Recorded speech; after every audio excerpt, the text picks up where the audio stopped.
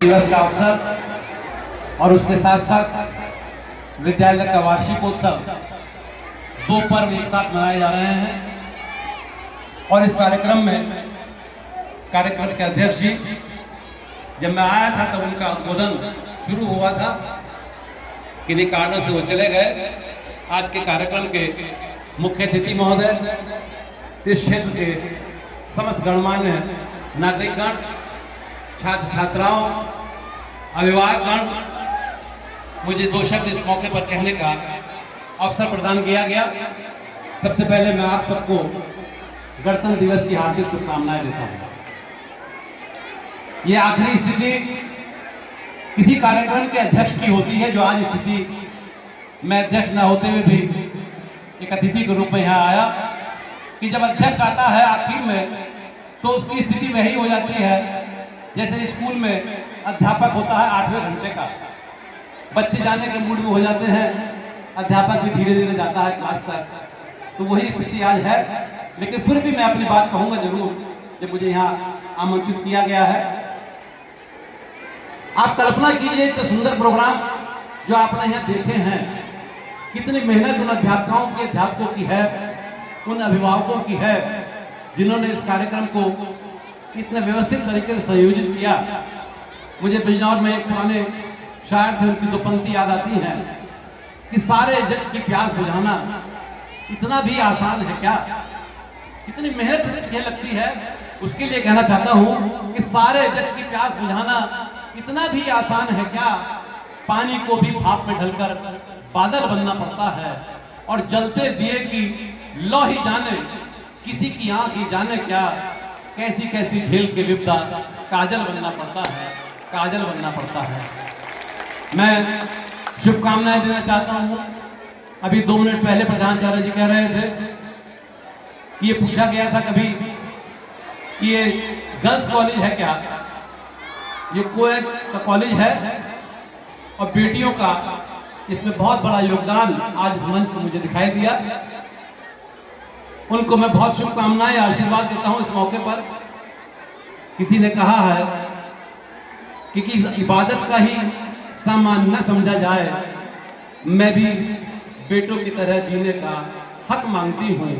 अब तो बेटे भी हो जाते हैं रुखसत, सिर्फ बेटियों को ही मेहमान न समझा जाए, बेटियों को मेहमान न समझा जाए। जब मैं इस कार्यक्रम में उपस्थित हुआ तो आज के कार्यक्रम के अध्यक्ष महोदय बहुत सुंदर उद्बोधन यहाँ देकर गए थे।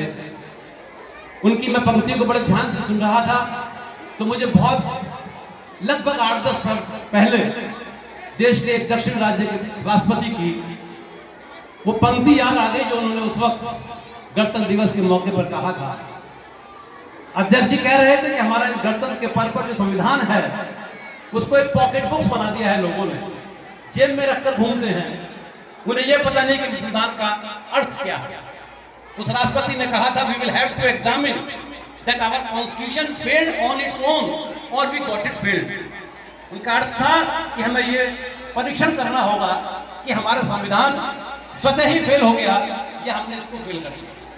इस संविधान को फेल किया है हमारे नेताओं ने, जो हम पर शासन कर रहे हैं। संविधान फेल नहीं हुआ, संविधान बनाने वाले बहुत योग्य लोग थे। भीमराव अंबेडकर जैसे लोगों का योगदान था। एक अंग्रेज जिसने इनसाइड स्टोरी ऑफ एशिया लिखी, उसने लिखा कि 1935 में अंबेडकर के पास 8000 किताबें थी। उस जमाने का सबसे वेल रेड व्यक्ति था, और जब वो मरे तो उनके मरते वक्त उनकी लाइब्रेरी में 35,000 किताबें थी। दुनिया का अध्ययन करने के बाद उन्होंने संविधान को बनाया। लेकिन आज हमारे राजनेता, चाहे वो पक्ष में हो या विपक्ष में हो, मर्यादाओं को उल्लंघन कर रहे हैं। आज का दिन हमारे अपने स्वतंत्रता हमें मिली थी।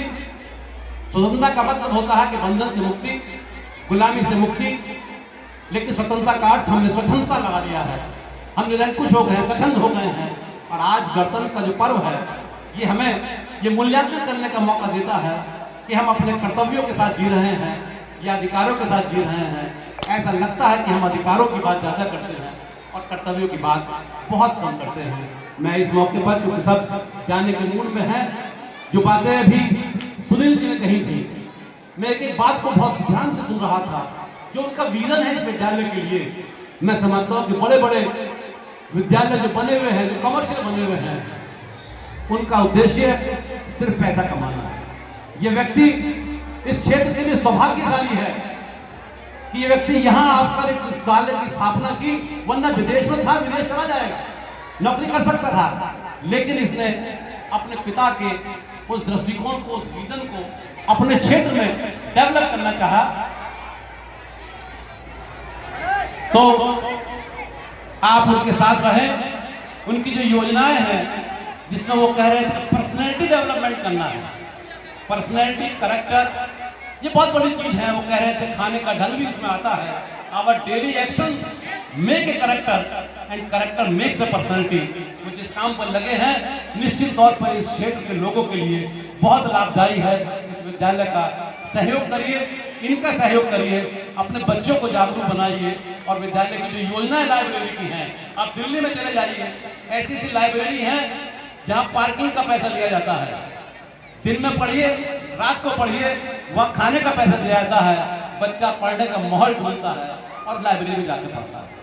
ये लाइब्रेरी आपको अपने दरवाजे पर सुलभ करा रहे हैं, विभिन्न किताबों को आपको उपलब्ध कराएंगे, कंपटीशन की तैयारी कराएंगे। ऐसे व्यक्ति का होना बहुत सौभाग्यशाली है क्षेत्र की जनता कि एक विद्यालय इतना बड़ा स्थापित हुआ है। मैं चाहता हूं कि ये सब बच्चे जितने भी यहाँ बैठे हैं, ये एंकर हैं, मेरे पीछे खड़ी हैं बच्चियां, बहुत बार बहुत जोर जोर से कह रही थी कि तालियां बजाइए, तालियां बजाइए। लेकिन मैं चाहता हूं कि इस विद्यालय के प्रबंधक सुनील जी के लिए, इन दो बालिकाओं के लिए कुछ वो बच्चे भी ताली बजाएं जिनको लगता है कि इनकी तालियों की गड़गड़ाहट से ये बिल्डिंग गिर जाएगी। आप इस बात से बिना खौफ निकालिए कि एक इंजीनियर के द्वारा बनाई हुई बिल्डिंग है। आप सबको गणतंत्र दिवस की बहुत बहुत